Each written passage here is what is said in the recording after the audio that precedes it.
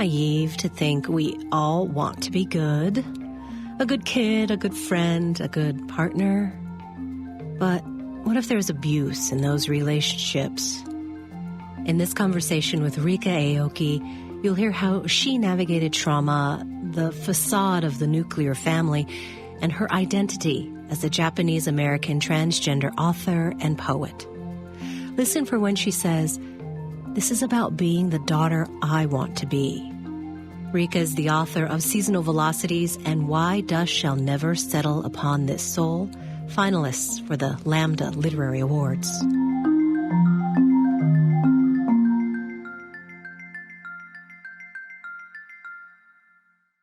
I don't go out very much. Then I realize I've not touched another human being since last March, Besides your mom? besides my mother, who I just kind of helped back and forth and things like that. But no, nothing, and it is what we do. Ryka, I've been very thankful that I have 2 children and a husband that I can touch. Yeah, I know. And actually, you say touching my mother, but I mean, it really is when it's not necessary, I don't, because God forbid anything should happen. I try to stay completely isolated because I said, if you need me, you will call, I will come over, I will take care of you, with no worries. So I'm here. I don't want to put you in any risk, but I just want you to know that should you call me to come over, I have you in mind, and I'm not going out. I'm not doing anything. You're a good daughter. Thank you. I just want to, that's my mom. How much of that do you think is you're of Japanese descent, and I assume most of your culture is similar to Koreans, which is my mother, that it's a Confucius familial piety. So how much of that is just ingrained in your DNA? I think nearly 100%. Nearly 100%. I think that if you see some of my writing, I do talk about abuse. And my parents weren't always that great. There's a reason that I left home as soon as I could and never came back. So how did you stay back in touch with your mom? Well, there were some times where I didn't. I lost a lot of people during the time of AIDS. And even nowadays, after I get off the phone with you, I could find out that a friend has died, and it's like, oh, crap. And then I just go to my coffee and I keep going, because I'm just expecting people to die throughout the year because you're a trans woman of color and these things happen. We're really going to dive into that. And pardon me to those trans women and those queer people who need to be separate from their parents. I'm not saying, and I don't want to invalidate that. However, as a Japanese woman, I've noticed it never ends well. When parents die or children die before there is not at least some sort of understanding. It doesn't necessarily need to be a resolution, but some channel of communication with which you can say, either I love you, if I don't like you, maybe I love you. If I don't love you, maybe I respect you. I may neither like you, love you, nor respect you, but I will still care for you because this is my duty. And at some level, there needs to be something there. And when I first was going back to see my parents, I did not really want to deal with them. But I said, this is not about me and my parents. This is about me and the daughter I want to be. Oh, Ryka, this thought process you have, I feel our nation needs to think about deeply, because we have an older generation who, is having a hard time adjusting to changes. And we will when we become older, and we have to have that kind of compassion. Yeah, but I also worry about when is it an unhealthy boundary. I don't know if it's the Asian in us or the cultural understanding, even with our Hispanic brothers and sisters who have this family first attitude, even through trauma. And there's some richness to that, but also it can be very frightening for others who are not used to that type of cultural understanding. Mm-hmm. And I think that that's one of the... I don't want to criticize a country that we've all have some investment in. It's very difficult for me to say something like, down with the United States, because that brings dishonor to my great-grandparents who came here seeking a better life. Do I tell them they made a mistake? No, because, when I've been to Japan, I realized why they left. It's a prosperous country now, but it wasn't always that way. Right. And, it's not as if Japan doesn't have blood on its hands. a lot of blood, right? Mm. But one of the things, if I may, as an American citizen who's an immigrant coming in, is I really think that we messed up when we started privileging the nuclear family. When I think it became mother, daughter, kids, this pod in the universe, we forgot our tribes, we forgot our peoples, we forgot our aunties, our uncles, our great aunties, our calabash, if you want to think go Hawaii. I am so excited to hear you say that. I feel as if we have this hyper-individualism that has gone way too far on the pendulum, and the nuclear thought of the family, the burden is so heavy. Mm-hmm. I love when they say it takes a village, but nobody has a village. Uh-huh. Yeah, it's really, I think that the problem with the United States, one of the problems, and again, and I know this sounds like I'm playing both sides, but there are both sides. The United States is such a wonderful country, Mm-hmm. and it's capable of so much more. And I love this country. Amen. But there are also some things that I find difficult. And one of them is that because our system is based so much on turning a profit, there's always this feeling that you're being cheated. When you buy a car, you always feel, does the next customer get a better deal than you do? And so there's always this mistrust built in. So we have tightened our circle of who we can trust to the bare minimum because we're so afraid of being betrayed. I'm speechless. You have given words to some thoughts that I haven't been able to really solidify, as if there isn't enough for everybody. Yes. And I think that one of the things and one of the great illusions we have in this country is that there isn't enough for everybody. And then this goes back to our own feelings of self-worth because we feel we don't deserve the abundance.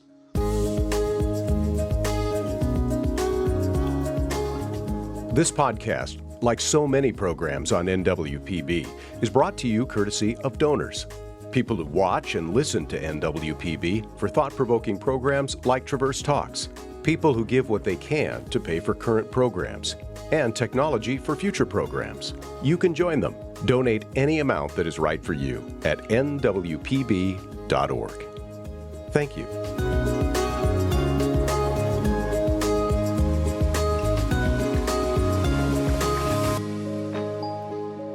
You had an interview a while ago, and you mentioned not having a womb.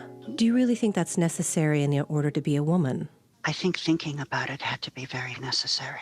I think that, well, I'm 55 years old now, and whether or not I have a womb is a moot point. And I guess at the end, you just age out of it and said, I must be a woman because, what else, I am me. I guess there we are.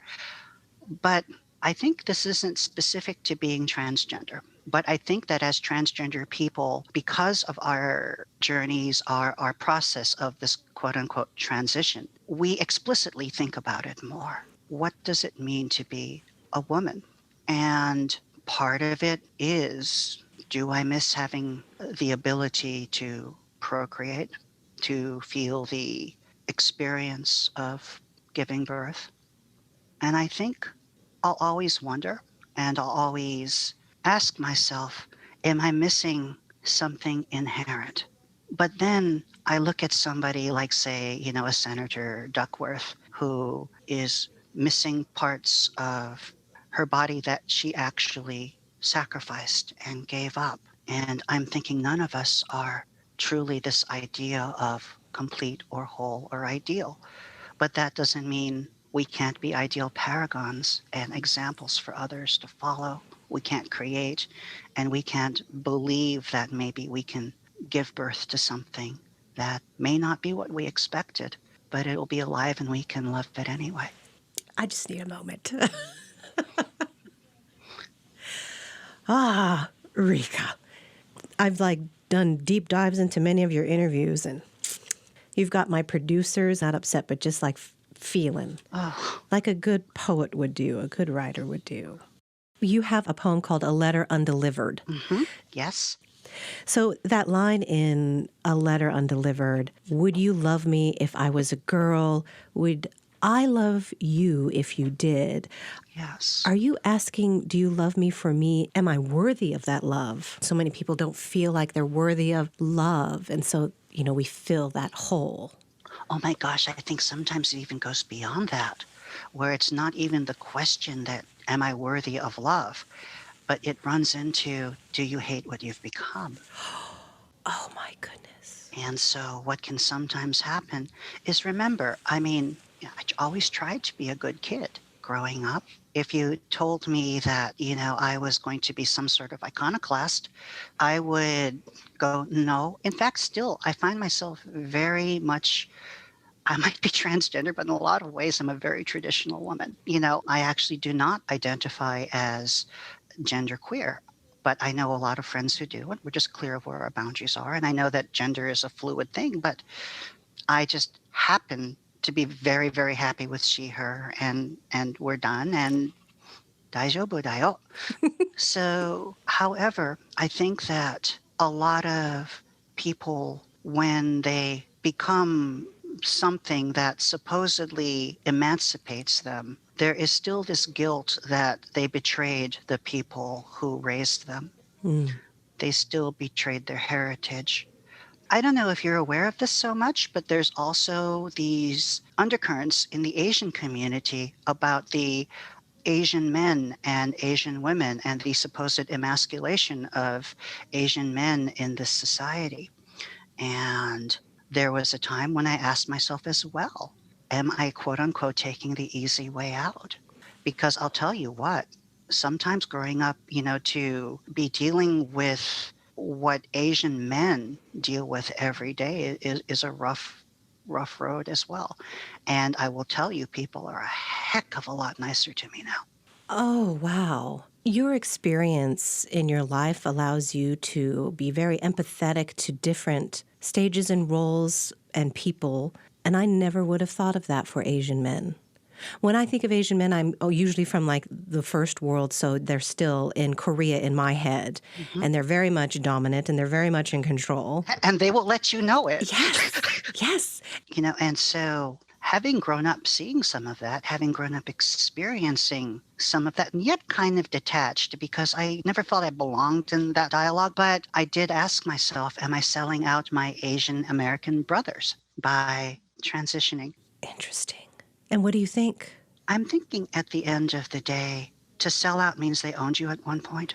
And, one owns oneself. Your presence, not my presence, Ryka, but your presence, human being, your presence is a gift. It's not an obligation. Speaking of gift, when we think historically, Ryka, about, I hope I can say third gender and not offend anybody, but I've always been curious about this other or cisgender. So there's always been men who've played theater as women and socialized as women, and that was accepted in the past before many Western cultures colonized areas.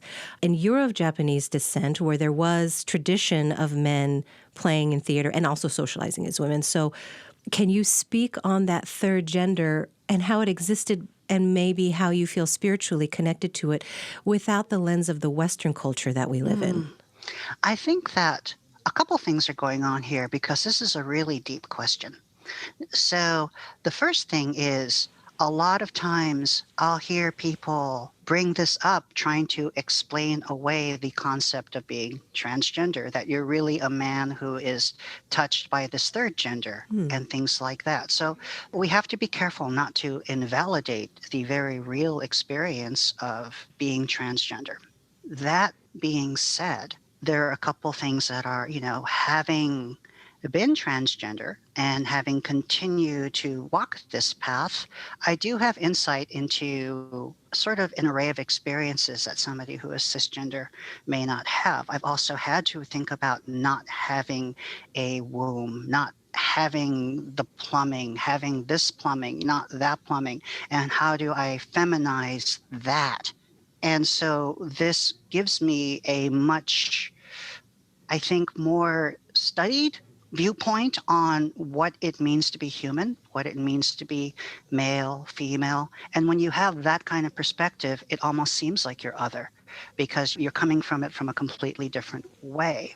Now, there are some people who really honestly have third gender experience. I'm not going to speak about them because, in fact, you should interview some and we should all hear. But I would say there are some transgender people just like me who didn't have access to Kaiser Permanente and getting their hormones and getting everything right. And this was the best they could do. And they realized, I think many of them, that society would never accept them as they are. So what could they offer to society? And so I think in a lot of ways, much of this magic and mysticism, and I don't say mysticism in a bad way, you know, much of this seeing the other world, seeing the world behind the world, understanding the ancestors, because now you have time to understand the ancestors, what that means to you. This is actually trans people, queer people, giving back to the community what they can contribute.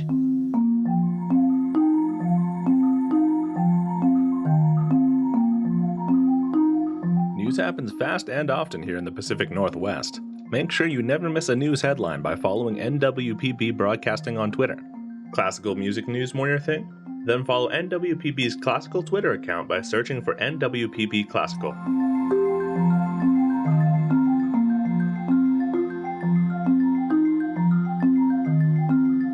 When did you realize you were a girl? Well, what do you mean by realize? You see, that's a whole other ballgame, right? One can know something is wrong. And not have the words or the knowledge yet to... Yes. So I have to thank the younger ones. I have to thank the people who did a lot of hard gender work, you know, coming up with all of this vocabulary. You know, I didn't transition in my teens. I transitioned later. I mean, I've been Ryka for a very long time, but that isn't about me transitioning young. That's about me being older. And there's this scene, and I don't want to conflate the two, but there's this scene where about Helen Keller, where her teacher, Miss Sullivan, taps out water, putting her hand under this and tapping out water, putting her hand, tapping out water in Morse code. And suddenly she made that connection that what she was feeling had these words attached to it. And that's exactly how I felt when I realized that there was this thing called transgender, genderqueer, and that was me. This was the water this thing that I had been feeling had this name to it. And I seriously remember that time boom, I sat down in my apartment. I was just sitting in the corner and going, whoa, that's me. And then I thought to myself, my life is going to get so difficult now. Oh, it's like you had an answer, but the answer was not easy. Yeah, the answer was going to take some work to get the benefit from. There was a learning curve that was going to happen. And, you know, also because what ended up happening is growing up, you know, we had been aware of people who are transsexual, but they were all white. It was that thing that the white people did. You didn't do that shit. You were Asian. Pardon my language, but that's kind of the way we were feeling. And, you know, that's weird. That's white people just doing that, you know. And you think about all the androgynous people you saw on TV, everybody from David Bowie to Lou Reed, they're all white people. We didn't have YouTube back then. That's what we had. Right, Ryka, which I think is great for the younger generation who are looking for others like themselves. But, you know, as I looked at history, there have always been transgender people without the word. Mm-hmm. People who were born in a body that didn't match who they were inside. And how did we lose that knowledge? We came from a country that the United States was settled by Puritans. And they came over and they dominated. And they had trans people and they had queers just like anybody else did, but they also had the social mechanism to suppress it. Yeah. And so when the other countries, like people who are coming here to seek Gold Mountain, they want to be American. You know, if you were an onnagata, you know, in Japan learning, you know, you're not going to come here and do that. Because you had this other culture that you had to assimilate, not just for survival, but out of a misplaced admiration. The admiration, what do you think they were admiring? They were admiring the United States. They were admiring this prosperity. They were admiring the American dream. Later on, when we're exporting culture, they were admiring Farrah Fawcett. You know, I mean, American culture is a really seductive thing. It continues to be a very seductive thing. It's only been recently with YouTube and things that we figured out that K-pop is pretty cool too. I'm so glad you mentioned that because my daughter's only 10 and she is so into K-pop, which I'm very happy about because she knows more Korean than me now. But I guess I've always loved this idea of other cultures coming into the United States. I visited Europe once a long, long time ago, and I was mesmerized that on the radio in Switzerland were songs, obviously in German, but also they were playing French songs. They were playing songs from India, and it blew my mind.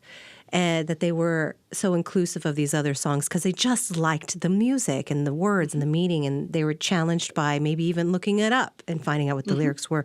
But in the United States, it seemed we dominated so much, I guess we thought we were it. And yeah, I feel like we're kind of gap. The other thing is the United States is still in its adolescence as a country. And when you're adolescent and you are, some of the most homophobic places you can be is, a high school locker room. I've been there. And that's not a fault. It's people trying to figure out, who am I? And there's this fear of not being enough or not being somebody or where do I fit in? And I think it's a very healthy thing. We can't tell students not to be students. We can't tell our youth not to be youth. It's a very, very necessary part of growing up. When I teach my English 1 class, not that they're in high school, but during the homework, I say, for some assignments, you're getting perfect credit just for trying, because this world needs a place to give you that you can make a mistake and it's okay. I like that. And we need to, I think a lot of times, give people a place where, it's okay. But the problem with the United States is we happen to be an adolescent with nuclear weapons. A lot of us are giving people who are going through some of the worst stages of their lives guns. We should be giving guidance. We should be giving understanding. We shouldn't be giving bullets. We should be giving ears. We should be listening. Words. We should be giving compassion. Not just words, but actions. We should be giving every way that a village raises the child, we should be raising the child. And yet the village in the United States isn't there. No, but it is there. There's a diaspora. It's in us. It's in the immigrants who remember the village. It's in the queer people who've had to find family. What do you think that was but finding the village? It's why our literatures as Americans, our contribution as people who might have been marginalized, it was into the margins that the village fled, and it is from the margins that the village will be restored. I'd like to see that. That sounds good. Yeah. Why do you think there's so much anger? Speaking of, high school locker rooms, and I know earlier you mentioned because we become things we don't like. Is that related to the anger toward trans women and the violence? Well, what ends up happening is, like when somebody says something transphobic, is this really about me? They don't even know me. I think it's saying something about them, that my existence causes them to question themselves or to, in their own way. I might represent something that maybe somebody assigned male might never want to be, because that would mean they would lose the respect of their family, of their friends. And, if they told me that, I'd say, and so you think correctly. I've lost a lot. But there's this fear. And the other fear that happens is the fear that somehow I cheated the system, that I got away with it, that all of these things that are holding back, that, now I can be free. I've run into this with a couple students where they've resented me, not because I shouldn't say resent, that's a strong word, but they had their doubts because these are students, but queer presence, it's like you guys got out easy. Wow. Because I've got this to live up to and this to live up to and this to live up to. I ran into this sometimes, and you think, wow, I so was not thinking about you when I started taking hormones. But what ends up happening is you realize that there's all this fear. And, it's not just that. It's this fear that's it's happening to the women who are in Congress. It's happening with Kamala Harris, where somehow you must have cheated to get to where you are. This fear that somehow the reason you're this way was somehow I have failed, I being the person who's perpetrating the hate. This is a lot of insecurity. A lot of insecurity. And tell me something, how on earth are they supposed to be secure? We live in a country with no universal health care. We live in a country where, there's just so many ways to F up. So, when we start talking about people being insecure, I'll turn that around. How on earth are they supposed to be secure? Oh, amen. Oh my gosh. So, of course, at that point, if they bash me, then the bashing becomes my problem. Okay, so yes. But then we can make rules to stop hate crimes. We can make rules to, stop these sorts of things. We can increase the penalties, which are all good, by the way. We can make it illegal for discrimination in the workplace, all of which is good, all of which is necessary. That all addresses me getting hurt by walking down the street. But it doesn't address the underlying fear in this country, and we do need more security. The weirdest thing is a lot of times the people who are nicest and most open-minded to trans people are the ones with the least to lose. Can you explain that a little more?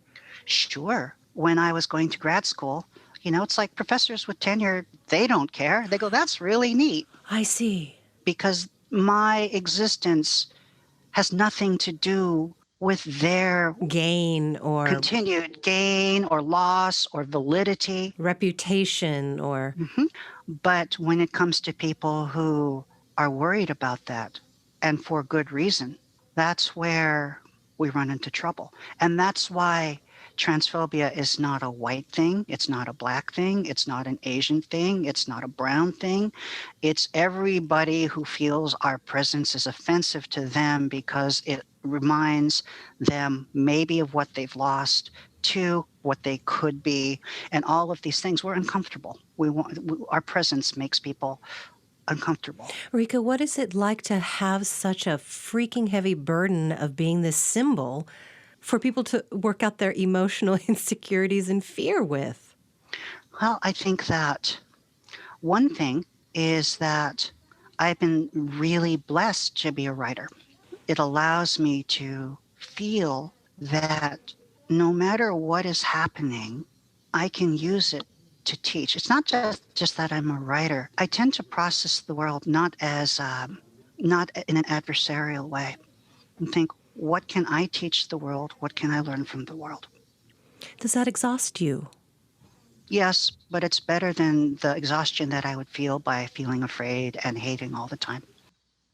The world's an exhausting place. Life is exhausting right now. And if you're exhausted, I feel for you, and I honor that exhaustion.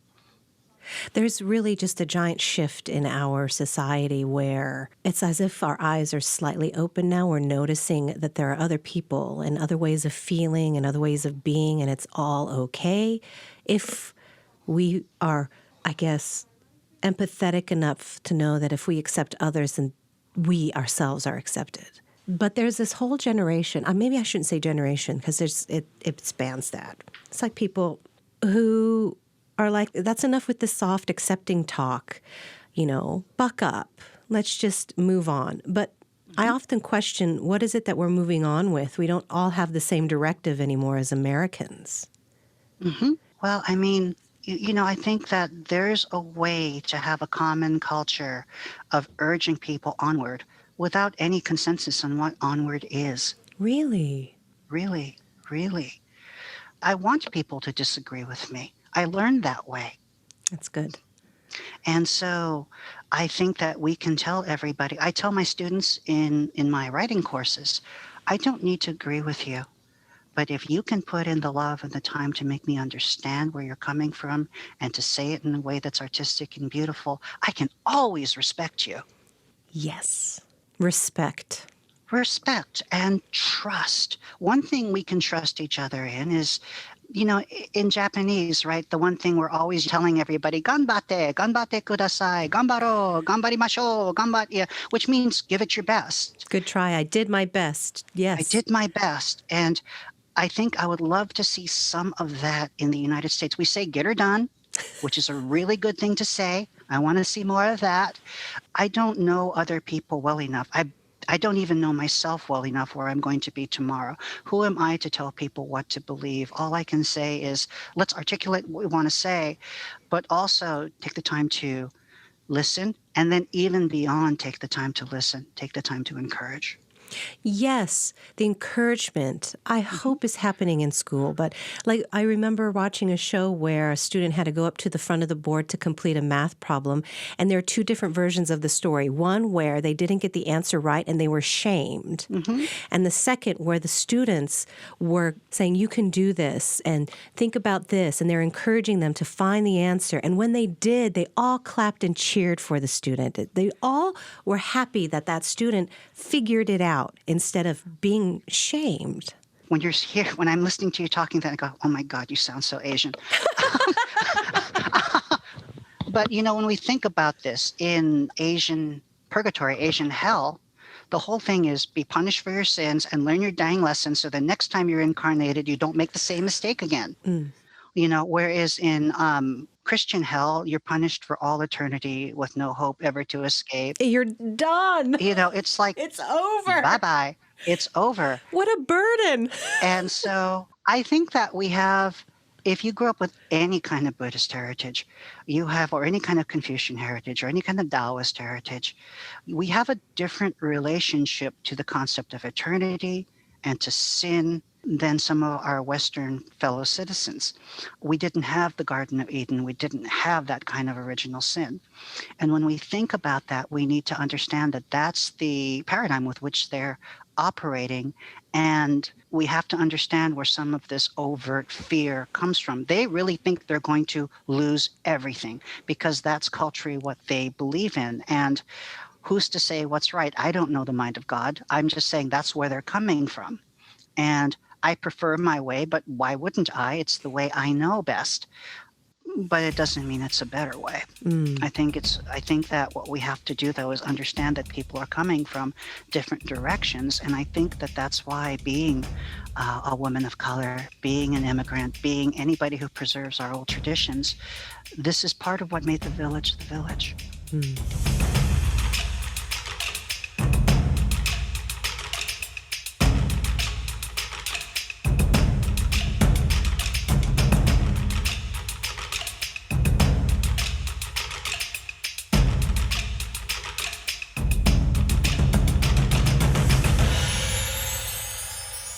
You spoke about moments in another interview when you are assertive and that others then put your femininity into doubt.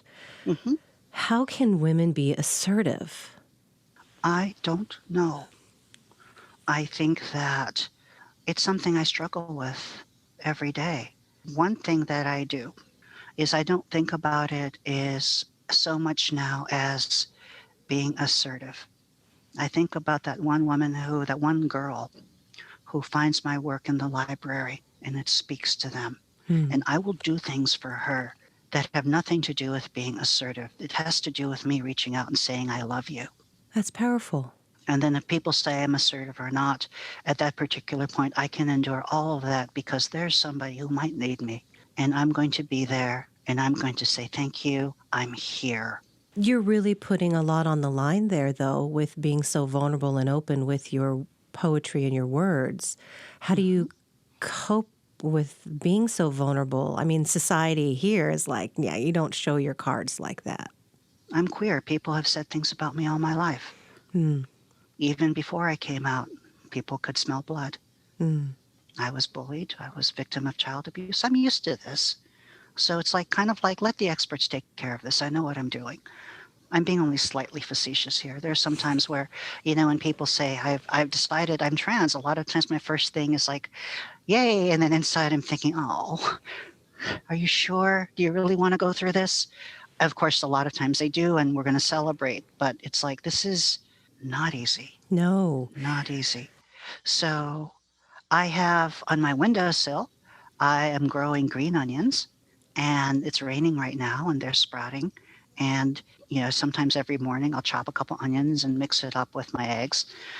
What I mean by that is we have to learn to take what validates and affirms our existence in this world from sources that maybe most people ignore, maybe are too small, maybe are too delicate, maybe are too ephemeral. When somebody says hello to you, you really take it in. You know, this interview that I'm having here, the look you have on your face right now that people on the radio can't see, but I can, I will hold that image and it will sustain me. It reminds me that we're going to be fine going forward. I also love astronomy. I love thinking about the galaxy and thinking about how small we are as humans because it makes me feel, Rika, this is all really, really rough right now, but look at that. Come on, girl, keep going.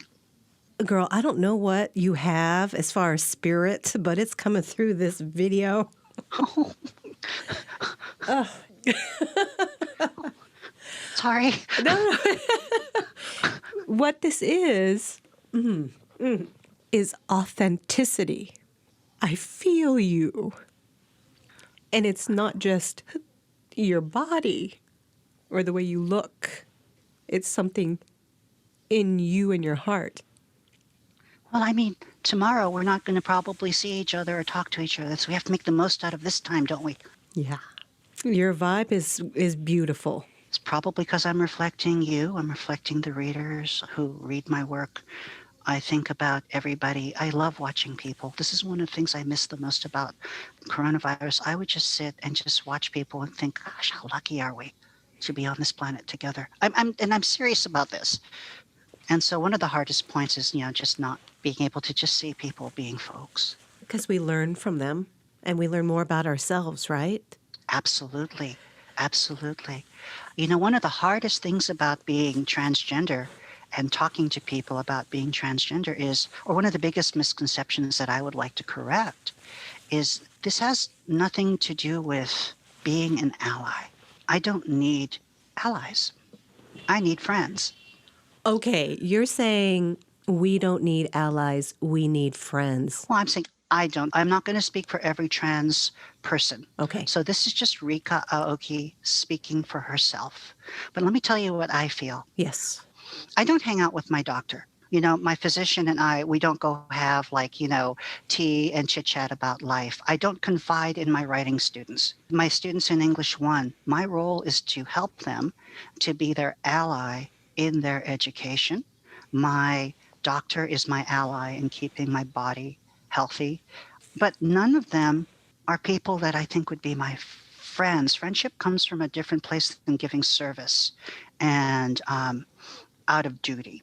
I think a lot of people want to be a trans ally because it's the right thing to do. And then the question is, but do you like me?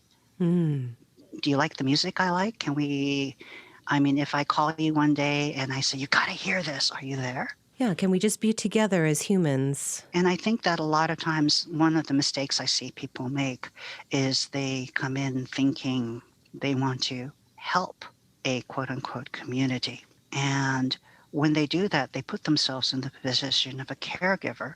And when they leave, it's still a professional relationship. And you have that perceived feeling that they're not still wanting to risk the intimacy of friendship with you. And to a group that feels like they're dehumanized anyway, this is not always the most helpful thing, shall we say. Speaking as a half-white person, I have a feeling many don't even know how to find friendship in these quote-unquote other communities because they've been separated. Well, I think we have been. And COVID's probably not doing very much either to make life better. But I think it's an attitude that you may want to just keep passively. And, when it happens, you're open to it. It's like any other friendship, gosh, I'm going to reveal that I'm a complete nerd. There's this Japanese anime about this young girl with really bad social anxiety. It's called Hitori Bocchi, which literally means alone. And her job is to make friends. So her goal is to make friends. And she obviously offends a couple people because, oh, you're my friend. I can check this off now. Now you're my friend. She means it with all the best intention, but obviously this isn't right. And the way she ends up making friends is despite those actions, not because of them. And I think that I wouldn't worry about making friends with trans people. Trans people are part of your world. And you might find some you don't like. That's okay. I know plenty of trans people. Some of us are unpleasant. Okay. Maybe they just are to me. Maybe they're great with others. But, maybe but what I'm saying is we get to be people too. Yes. And this is interesting. I'm so glad you brought it up, because in this, and I want you to forgive me too for saying this, because I'm learning as we go along in this cultural shift that I feel a lot of things we're doing are out of white guilt. And when we do things out of guilt, it's misplaced or not thought through completely. So part of that is this rush to find my Black friend, find my Asian friend.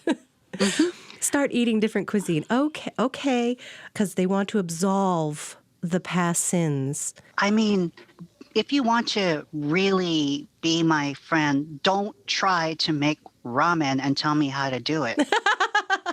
The other thing about being an ally is you're assuming the other person needs your help. Right. And, no, I need you to take care of yourself and get, for a lot of people who are trying to help, it's like your help is actually not the most productive thing. You know what I'd like a white person to do? Like a white person to say, why don't you come visit my neighborhood? I'm going to show you where, like when I'm touring the country, when I used to barnstorm, I toured the country, right? And, we'd go to these places and it's like, I don't want to go to the Chinese restaurant. I want to try the casserole. It's like the vegetarian pizza, where we're having a pizza party and there's one vegetarian pizza, one pepperoni pizza, one sausage pizza. Everybody wants to try the vegetarian pizza. And suddenly the vegetarians don't have any vegetarian pizza left. Yes. As a person with food allergies, I always wondered this. Why does everybody want to eat my stuff when they can eat the milk? Yeah, because, well, one thing is they're curious. Yes. Two, they want to seem relatively like, I'm down with the vegetarians, so I'll cool eat some of with this you. too. Yeah, and there's all this kind of like awkwardness and offense that can happen because eat your stuff and I'll eat my stuff. And then, so aren't we the same? It's like, no, I have a right. food allergy and you don't. But be considerate, like try a bit, but not the whole thing. And I think that when you come in with allyship, I think you forget that. But if you come in there with friendship, I think you can use your empathy a little bit more. And learn. Mm-hmm. And learn. And humility, too. Like, I'm so sorry. I didn't mean to offend. And I didn't think about that. Thanks for telling me. So now I will grow. I don't want to let you go. Oh. Well, I'll be in touch with your writing. I don't know if you keep track of your Amazon downloads, but there was definitely quite a few in the last 2 weeks. Because I was like, wow. I thank everybody for that. I mean, really, again, I feel so lucky, fortunate, grateful to whomever created me that I could write. And I just want everybody listening to know that I'm so grateful. And when I do write, when I do have my pen out and I'm even writing my first draft, I'm thinking, is it good enough for you? I don't take what I do lightly. I don't feel I ever deserve my readers. I feel every time somebody reads my book, it's a gift. And I just want to say, as corny as this sounds, how much I love you. thank you so much. You're welcome.